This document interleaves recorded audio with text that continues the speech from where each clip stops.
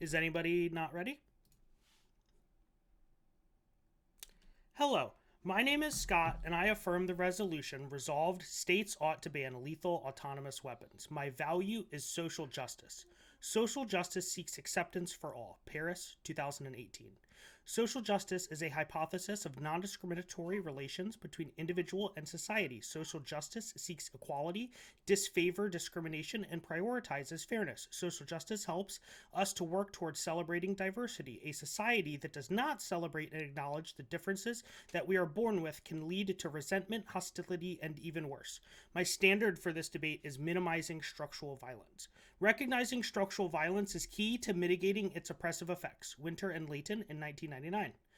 We do not seem to be able to open our minds to everyone, so we draw conceptual lines. Those who fall outside are excluded, so we do not acknowledge injustice they suffer. We must be vigilant in listening to oppressed outsiders. Inclusionary thinking must be fostered. Violence is not inevitable if we become aware of its operation and build systemic ways to mitigate its effects.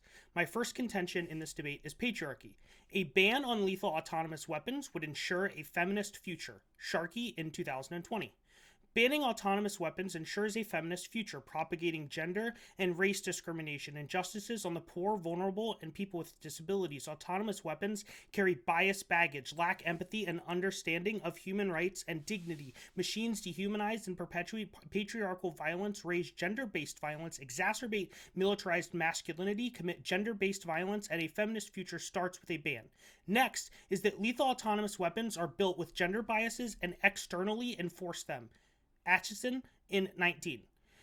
Autonomous weapons are developed in norms of gender and power. Gender relations are materialized in tech. If tech is developed by men operating in violent masculinity, creations will be instilled with that algorithm, and data used to train a machine reflects that patriarchal society. Autonomous weapons reinforce these hegemonic gender norms. Next is that the defense of lethal autonomous weapons itself is profoundly gendered because they legitimize gender hierarchies.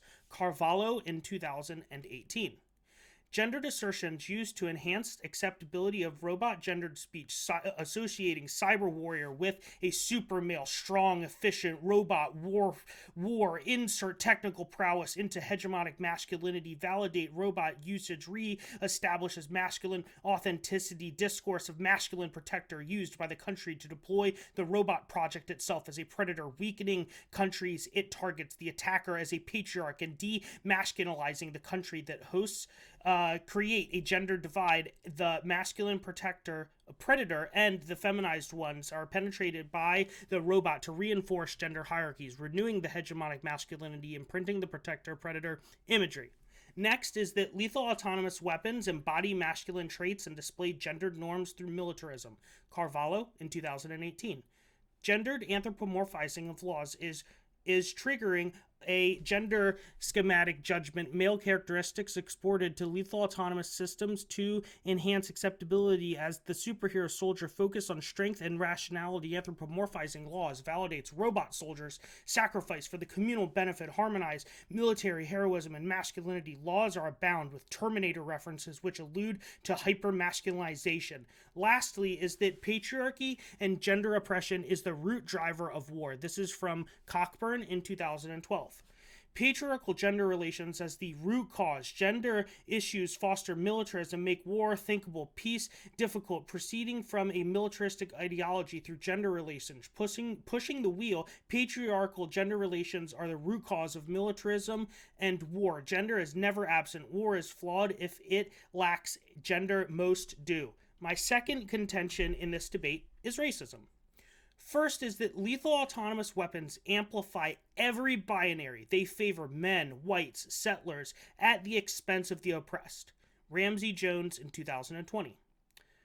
Autonomy and weapons are not racially neutral. When it comes to AI, racism operates at design, production, implementation, distribution, and regulation. AI amplify biases and power disparities. Tech developed by white males perform better for this group. Algorithms were designed in the West are more accurate at detecting Caucasians. Facial recognition recognizes male faces far more accurately than female faces. They fail people of color intersectionally, favors whiteness at the expense of all others. Next is that racism must be rejected in every instance without surcease. Memi in 2000. The struggle against racism will be long, probably never achieved, yet for this very reason, it is a struggle to be undertaken without surcease. To accept the racist universe to the slightest degree is to endorse fear, injustice, and violence. One cannot found a moral order, let alone a legislative order, on racism, because racism signifies the exclusion of the other and his or her subjugation to violence and domination. From an ethical point of view, if one can deploy a little religious language, racism is a truly capital sin. Refusal of racism is the condition for all theoretical and practical morality. The ethical choice commands the political choice. If the contractual principle is not accepted, then only conflict, violence, and destruction will be our lot. Thank you, and please vote for the affirmative side in today's debate. Thank you.